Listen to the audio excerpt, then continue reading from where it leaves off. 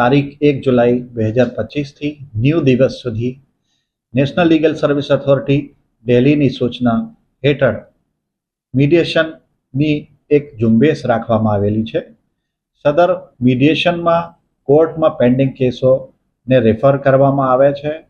જેમાં કઈ પ્રકારના કેસોને રેફર કરવામાં આવે છે તેઓ જોવામાં આવે તો તેમાં સમાધાન લાયક કેસો જેમ કે લગ્ન જીવનની તકરારો અને અકસ્માતના બળતરના કેસો, ઘરેલું હિંસાના કેસો, ચેક બાઉન્સના કેસો, કોમર્શિયલ કેસો, સર્વિસ મેટર, સમાધાન લાયક ફોજદારી કેસો, ગ્રાહક તકરારો, પાર્ટીશનના દાવાઓ, જમીન સંપાદનના કેસો અને બીજા અન્ય સિવિલ દાવાઓનો સમાવેશ થાય છે. હવે મીડિયેશન શું હોય? મીડિયેશન એક જે છે એક વૈકલ્પિક રસ્તો છે, વૈકલ્પિક જે કોર્ટમાં જે પેન્ડિંગ કેસો છે જેનો નિકાલ લાવવા માટેનો વૈકલ્પિક એક માર્ગ છે, વૈકલ્પિક એક રેમેડી છે.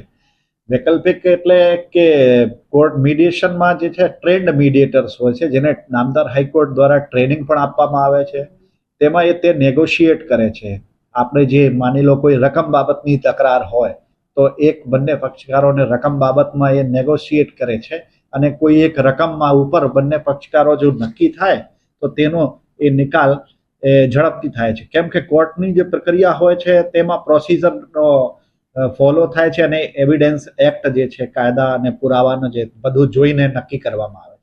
જ્યારે કે આ મીડિયેશન એક જૂની પદ્ધતિ છે જેમાંથી નિકાલ લાવવામાં આવે તો બંને પક્ષકારોને સંતોષ થાય છે અને અપીલના ચાન્સો પણ નહીવત હોય છે.